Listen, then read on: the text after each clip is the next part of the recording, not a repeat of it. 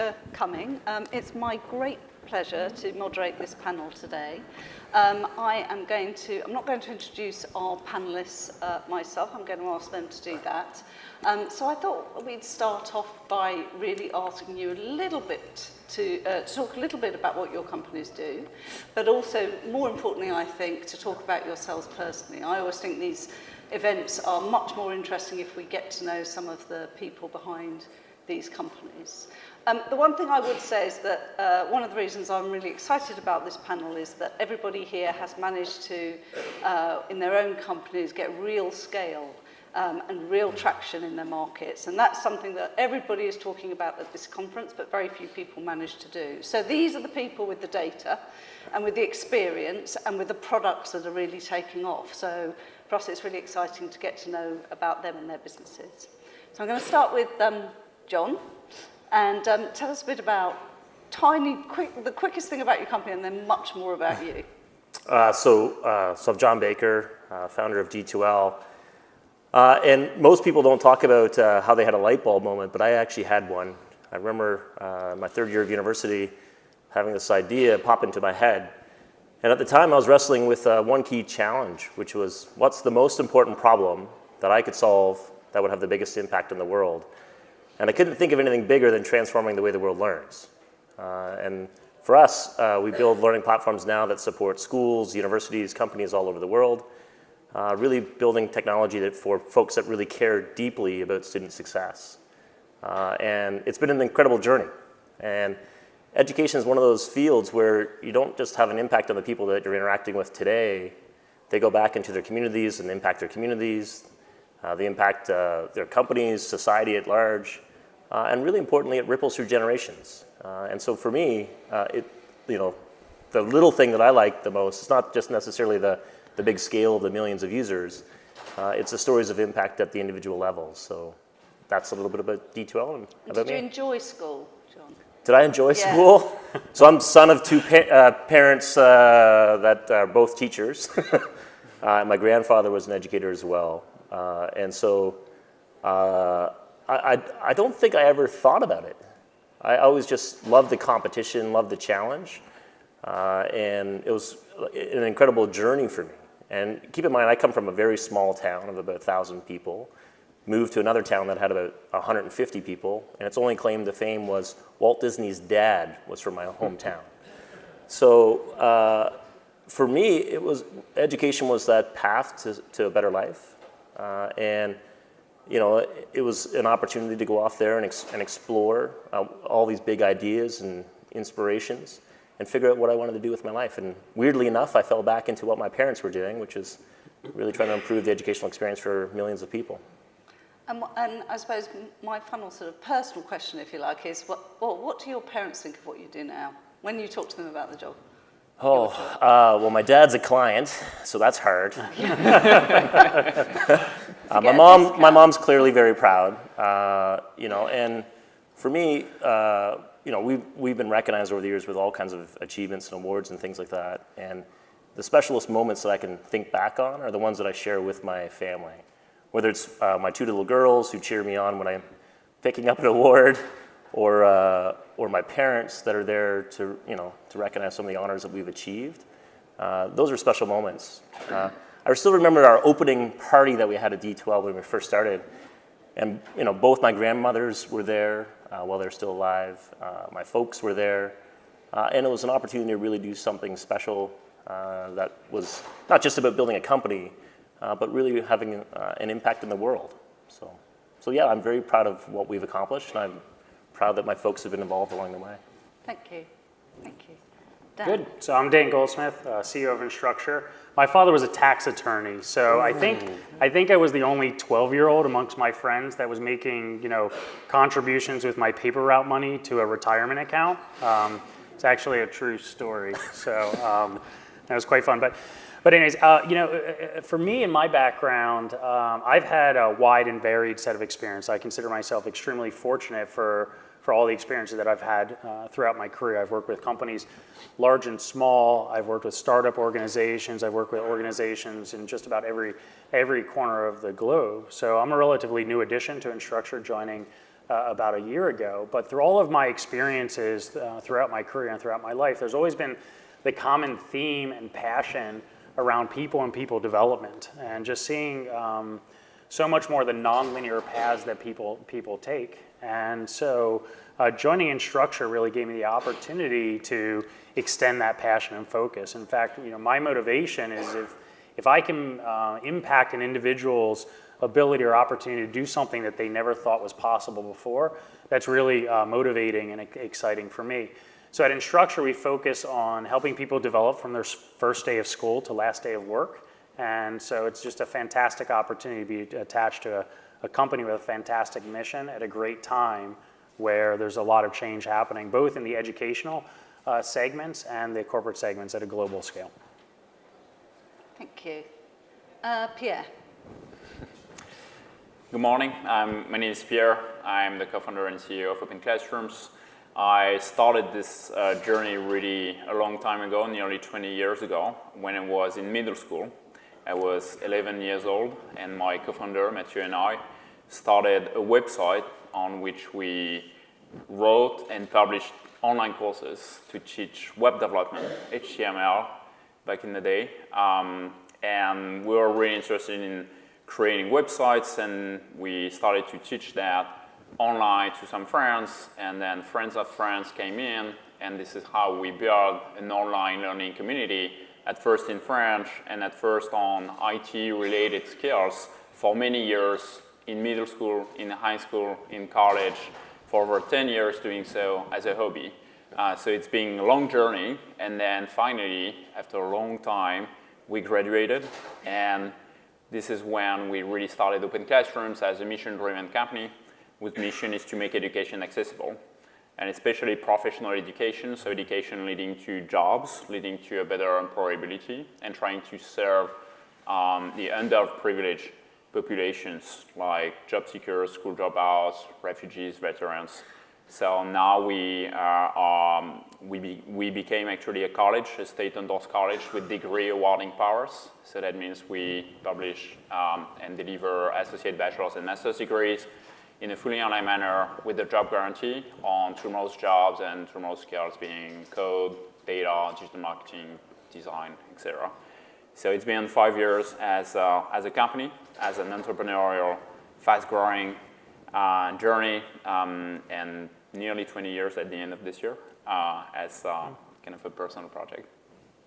And I should say that I sit on Pierre's board, so I know the business quite well. And he was telling me the other day that when he interned out of college, he interned with himself, which I'm sure you're not supposed to do. So he had his company and he interned at it at the same time. Did you get yourself coffee? Yeah. Pretty much as copying all the paperwork For yourself. Matt. So I'm founder and CEO of Newsela. We're a content platform for K-12 schools, and what we're working on doing is replacing all the content that people don't really like, a lot of textbook content, the reams of stuff that of materials that teachers have in binders under their desk, as well as this dizzying experience of searching the web for materials for their schools. We're trying to replace all of that with content that is super engaging from the best providers in an organized way that really works for teaching and learning. So when it comes to my motivation and who I am, I keep on changing the story, which kind of makes me sound like I'm just like doing it for whatever audience I happen to be standing in front of. Fact is that the reasons I started Newsela is a lot of different reasons. It was pretty complex. I've talked about the story of my son who was struggling in reading. I've talked about my experiences working in the New York State Education Department and rolling out the Common Core. But fundamentally, I think the theme that has guided me in life is take dumb things that people actively dislike and turn those into smart things that people actually like. And I think about how I've lived in New York City since 1990, and for a long time I had to take cabs, and I didn't like a single experience I had of taking a cab. And then all of a sudden, Lyft came along, and Uber, and now I kind of like taking a cab. And technology unlocked not only latent supply, but had people realize that, hey, it doesn't have to be this way. And that's certainly true with content in school. So, they did it for, getting the investment banker to their yoga class, but I wanted to do it for something that I felt has an impact on something that I care incredibly deeply about, and I've spent my life committed to since I was a teacher in Teach for America, even before that, when I was interning for a curriculum company in high school. And that's that people don't really like the educational content. And it's not just because it's dated, but it certainly is. Students are used to a completely different way of getting content in the rest of their lives. Content comes to them, it's personalized to them, it's timely, it's engaging, and then they step into schools and it's a completely different experience. And teachers, by the way, have that exact same experience. Most teachers these days are essentially born digital. So it's not just about technology, it's just about getting high quality content into their hands. And that seems like a highly solvable problem. And not a lot of companies were really going after that. They believed there was some sort of like magical pedagogical approach that they could build into software so that a student can sit in front of a computer and just consume everything they need and learn. And I just fundamentally didn't believe that that was the future of education, that if you can empower teachers who are dedicated, I've got a lot of high quality teachers out there with great content that fits in with the way that we expect content to come to us in the 21st century world we live in, then school's going to be a lot better. And so we're doing it. Okay, thank you. And can we talk about some numbers, because you are all here, and I think people are really interested in the fact that you've managed to get to scale in a way that many others don't manage. So can I talk a bit about what numbers do you have as your sort of guiding lights of your big, either clients or users, and how you think about that? Can I start with you, John? Well, in our case, we actually don't necessarily talk about millions and millions of users. We tend to talk about how many users we're able to reach. And so our whole thing is around reaching every learner. So if you're blind, or if you're deaf, or if you're in a small community, some far-flung part of the world, if you're in one of the poorest slums in India, how do we actually make sure that the technology that we're building reaches every single one of those students? So, to me, that's the big count, is being able to really have an impact on creating a more inclusive education system. So yeah, we have if you count licenses, we have many, many millions of licenses. But the big one for me has really been those stories of impact where you're actually able to connect with those students no matter where they are or what difficulties they're going through. Great examples in Libya, which is a war-torn country, we're helping to roll out entrepreneurship education across the whole country. Started off with female entrepreneurs. Now it's rolling out to all entrepreneurs across the country. And that's not an easy environment to provide online learning, by the way. And so if we can tackle some of those challenges along the way, that's really, for us, something that means a lot to our staff and to the clients that we work with. And numbers, Dan? Numbers. So, how we look at the business has evolved over time. When you think of education evolving and adopting more technology in the classroom and throughout the educational experience and really digitizing that experience as well, the numbers that we look at have evolved. So originally it was reaching people and accessibility. A lot of what we focus on now is sort of outcomes and impact, and that's not looked at only in sort of mass and what is the mass population we're affecting, but each individual organization, institution that we're working with, and what is the outcomes that we can drive? Can we improve retention? Can we improve student success? Can we improve outcomes and graduation rates? What does that look like? So those are some of the things that we look at on both a large scale as well as an individual scale. At Instructure, we're focusing very much on student success. In fact, we recently acquired a company called Portfolio that focuses on more of the longitudinal journey of an individual.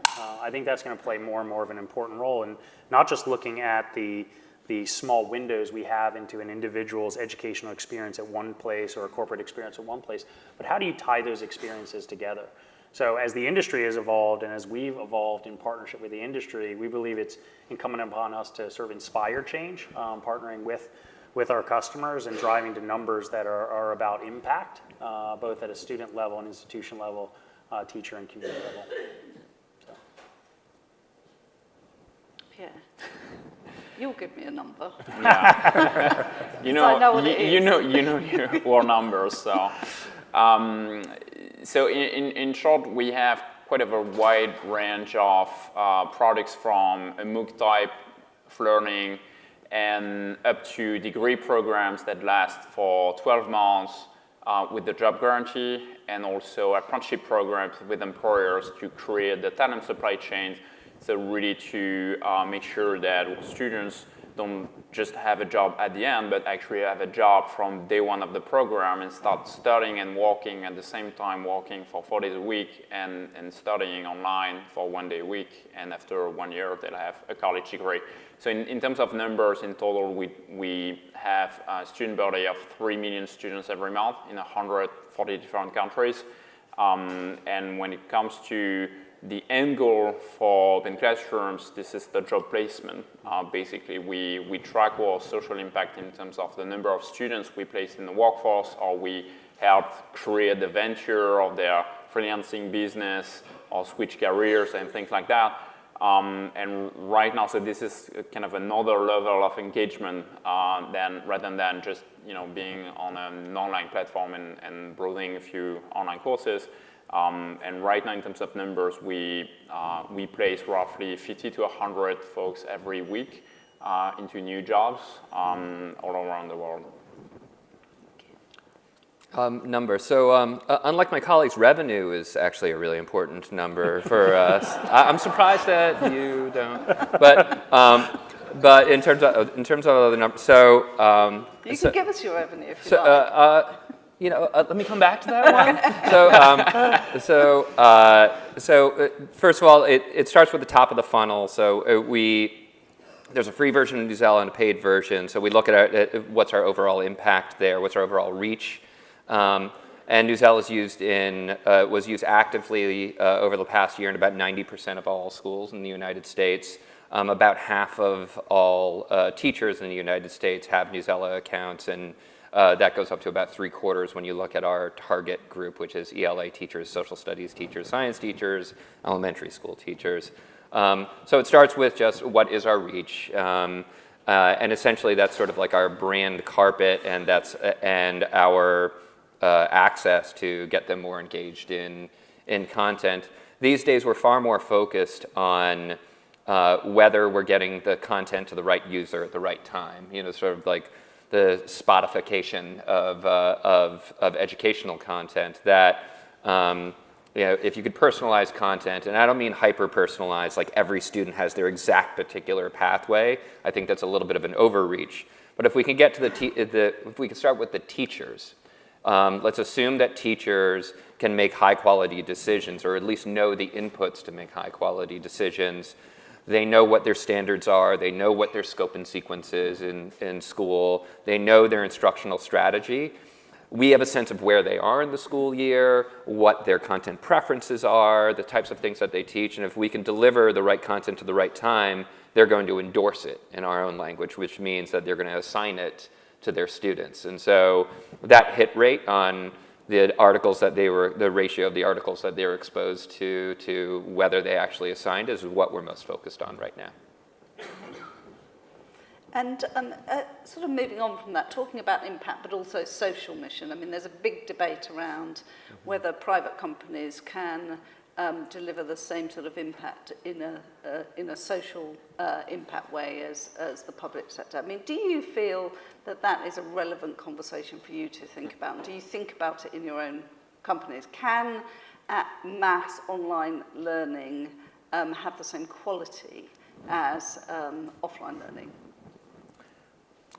Go ahead. No, go ahead.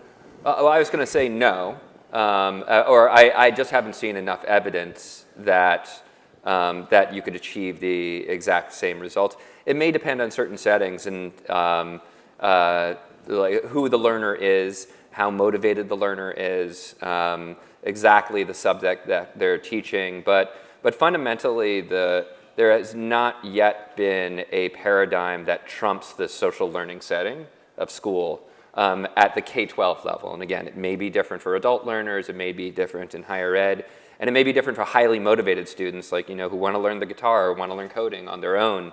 But in a K-12 setting, when we're in the United States, you're serving 50 million kids, and many times that globally, the social learning setting is still the way that you can keep students motivated in school. So, and that you can diagnose them, that they can feel like there's a personal connection to each other, to the teacher, to learning in general. And for that reason, we have focused on empowering the social learning setting rather than replacing it.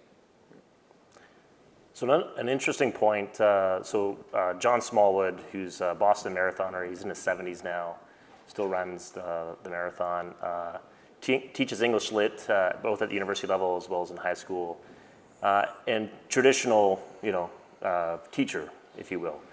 And he said to me one day, he said, John, your technology enables me to do something I could never do in the traditional classroom. I could never reach every learner in the traditional classroom. I was teaching to this part of the group or this part of the class or that part of the class, but I was never able to reach every single student. And for the first time, I've been able to do that using the technology. And how he does that is gives great feedback to every one of those individual students, helps them achieve their full potential as they're going through the bigger program, helps them get to the right mastery that they need as they go on. And they go on to become great English Lit teachers at the University of Chicago or Boston College or wherever they might be going. And to me, I think this technology does hold a lot of promise to be able to connect students, to be able to provide that outreach, to be able to help them get the experiences that are going to need to be successful in work and in life. So I think there was a great session here before the main conference on the myths of online learning. And I think all of them have been busted, and that's one of them, that you can't see equal results. I was talking with an individual that runs a business school and how his son had autism and was failing out of the traditional classrooms. Went online using one of our clients' virtual high school and was able to score in the 90s and 100s in his courses and then went on to college. So I actually think this type of technology does have the ability for us to reach more students and be able to be as impactful. Now, do I think the classroom is going to go away? No. I don't think that mode of education is going to go away. But as we try to add another 100+ million students into the higher education system in the next 10 years, it's not all going to be brick and mortar. And so we've got to make sure we're building this technology to be able to get to that mass instruction, but not leave students behind. I also think the same is true for Moocs. So we run one of the largest Moocs in the world. It's a Mooc on dementia. It gets about 75,000 registrations a year, and capped the registration with a client out of the University of Tasmania. And they have close to 80% of the students that start finish. And so I think even these massive open online courses with the right approach, right technologies, can actually make that experience a really good one, especially if you have folks that are really motivated to complete. And the key is the technology has to make the experience more human. Right? It's not about the technology doing something for you. It's about making that educational experience more human. So we as folks that craft this type of technology have to keep that in mind as we're building it. So that was a long answer to a short question, so I appreciate the time. Dan, I mean, you're getting to huge numbers of people, which means that, in theory at least, you can use that data to improve product, to close that gap. Is that really what's happening, do you think? So, yeah, I mean, this is an interesting dimension that's not unique to Instructure or unique to this industry. Actually, having worked across a variety of industries, I've seen the evolution of cloud computing, for example, over the past sort of decade plus, with leading companies like Salesforce.com and others making cloud computing more mainstream. And in the early days, that was about sort of efficiencies of infrastructure. It eventually evolved into business agility and delivering applications or at scale and at speed. But the next real horizon around cloud computing that's somewhat well recognized is these massive data sets around different industries and being able to derive a tremendous amount more meaning and insights on how those industries can operate, how individuals within those industries can learn and grow and change the way that they engage. I mean, at Instructure, we have one of the most comprehensive databases on the educational experience on this planet. And so the opportunity for us to explore and understand and derive insights from that information is tremendous. Now, we're working with organizations, large organizations like RMIT and the community college system in California, OEI, which has 115 schools on campus. today, sort of partnering with those organizations to figure out how to utilize that information and how to ingrain that type of data into the educational experience. What's interesting is it gives you a massive opportunity, but it actually allows you to get to more of that individualization and tailoring that educational experience, enabling teachers, but helping to drive student success at that individualized level. So I believe that's one of the next big horizons of evolution for us in the educational space and beyond. Thank you. Yeah, I wanted to come back to Dan's comment on social impact and serving also underprivileged populations. I think it's quite important to see that online education can definitely address that. And when I remember my college years, I've been to many lecture halls with hundreds of students there, one teacher. I didn't really have a personalized experience there. I did access to college life, and that was awesome. And I was expecting a great learning experience and also great student life experience. I did enjoy the latter one, less so the first one. And I do think right now the question is more, is it quality education? Is it not? Is it personalized? Is it high touch? Is it flexible? Is it adaptable? More than is it offline or online? Mm-hmm. I know great offline in-person learning experience. I know also terrible ones. And the question today is really how do we make sure that we can scale quality education? And of course, digital tools and technology are a great way to make a great model scale. So what we use at OpenClassrooms is based on basically competency-based education, but more so mentorship as a way to have an individualized, high-touch coaching, access to faculty every week. So that means students will have one-on-one mentorship session via video conference every single week for many months, for at least the duration of their degree program. And it's a way to have synchronous access to industry practitioners and to keep in touch with the best practices of the industry, to have career services, career coaching. And to do so, of course, we need to scale. So that means we've got more than 1,000 mentors as part of our faculty. And with that, you can then have highly individualized learning experiences, and you can adapt to everybody's needs when it comes to disabilities. Like you said, so we managed to adapt the platform for visual disabilities or physical, mental, or Asperger syndromes. That kind of experience is very, very interesting and at the core of our mission at OpenClassrooms. I think what OpenClassrooms is doing is great because it's expanding that network and that access to resources. I believe that students are very receptive. I think they're out in front of that receptivity to adopting technology and digital mechanisms into learning experiences, and that's influenced by all the experiences they're having in every other portion of their lives. I have 3 daughters, 15, 12, and 9, and I look at their ability to navigate and utilize technology in ways that I had never dreamed of. What's interesting is the transformation that happens with the educators and the institutions, and it's not, as I think, John, you mentioned, it's not an either or, it's not online versus traditional. What we found is it's really more of a multifaceted approach. Yeah. When I was visiting, there were 2 things that struck me when I visited the Orange County public school system down in Florida. So, hundreds of thousands of students throughout K-12, and there were 2 things that struck me. One is when I was in the classroom, middle school and in high school, talking to students and talking to educators, I asked them about their experience utilizing technology. And I sort of expected to hear them talk about, well, I love this cool button and how this works, but I love how this page turns or this visualization, and there was none of that. These were 7th grade students, and when I asked them about how technology and Canvas sort of affects their lives, they talked about the outcomes. They talked about how Canvas helps them know what they need to do. It helps them understand what to focus on. It gives them resources that help them make them successful. And then the teaching element was sort of fascinating. I observed this one teacher that was doing a flipped classroom session in his class, and then he announced to the class that evening he was going to be holding sort of a Q&A office hour session online during a live sort of video-based, web-based session, and then shortly after that session would be recorded and available to everybody. So it was the layering on these different facets of delivering that experience, which kept the personalization and sort of that social connection with the classroom, but was enabled by digital. Thank you.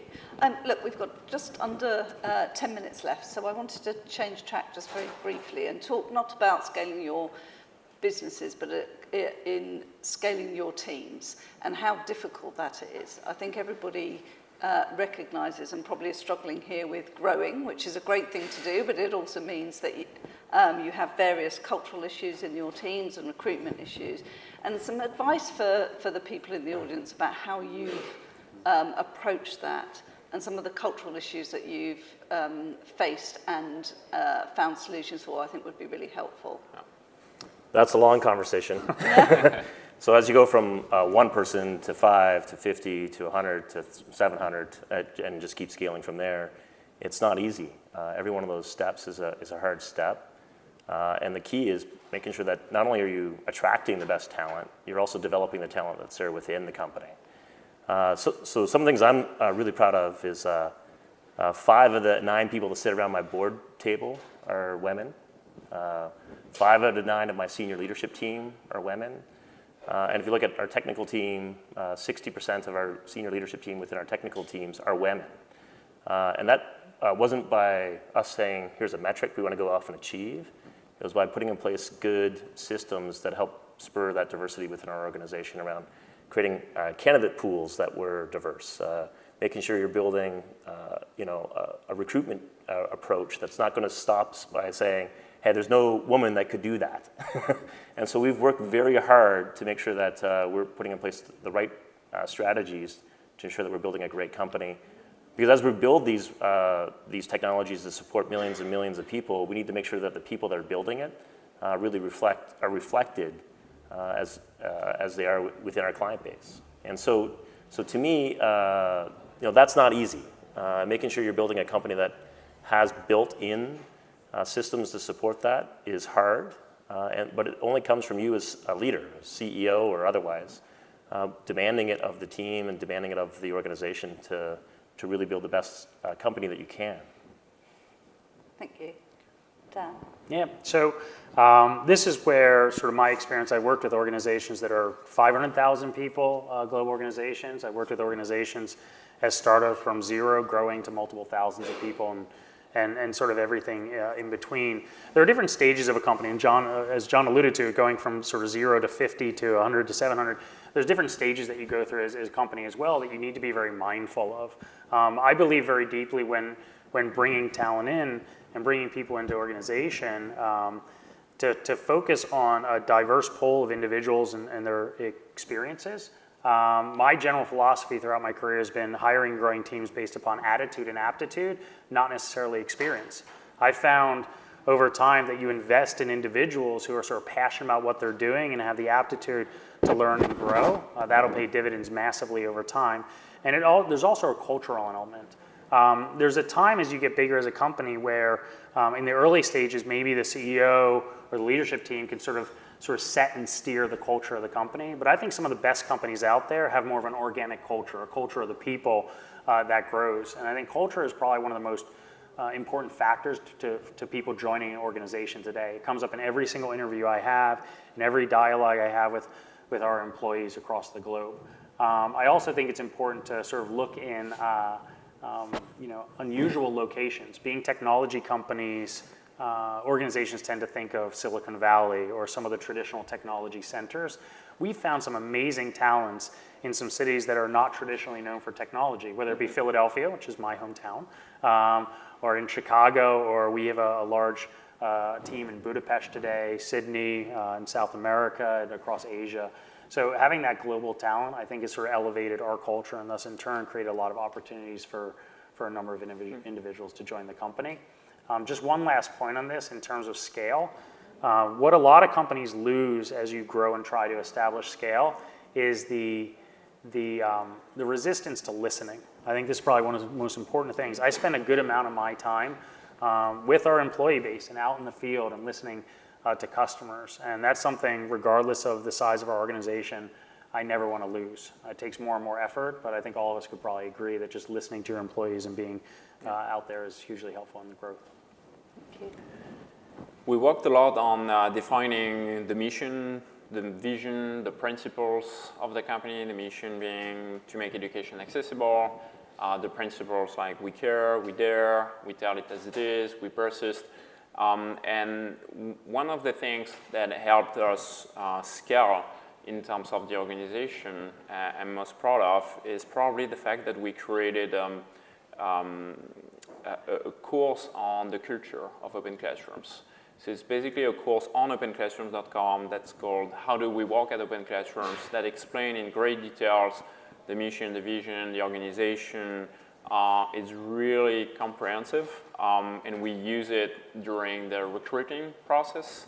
And you can probably guess that, when candidates don't even go there, maybe they don't are so much interested in your company, but sometimes that completed this 8-hour-long course for the first interview can have a better sense of the commitment behind this application.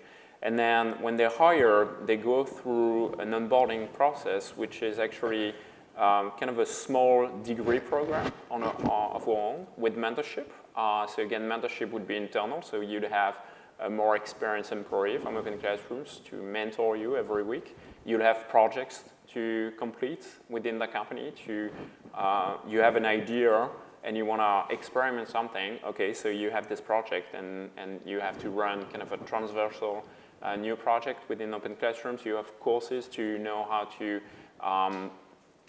behave, let's say, and also to work efficiently as a team, to speak efficiently in a public environment, et cetera, et cetera. And it is actually pretty long because we committed to make every new employee use 1 day a week for the first 3 months, and then 1 day every 2 weeks for the next 3 months for this onboarding program. And obviously it's also interesting because they use our own platform and our own pedagogy and framework.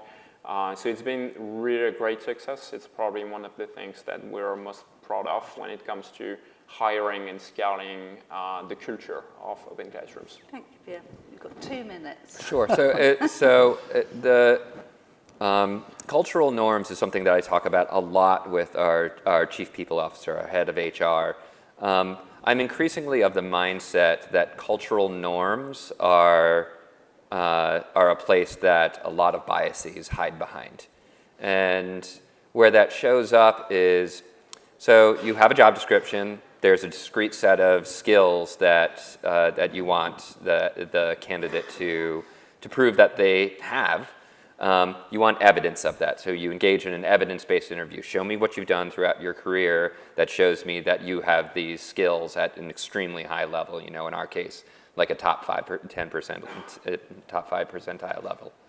And then you throw in all these cultural norms and you bring in these people to do cultural interviews. And you end up getting statements like, well, they didn't look at me in a certain way, or I didn't like their level of confidence as they spoke about this. And I always ask the same questions of people when they come back with these comments. I say, well, is that in the job description? If the answer is no, then erase that from your mind and focus on the job attributes.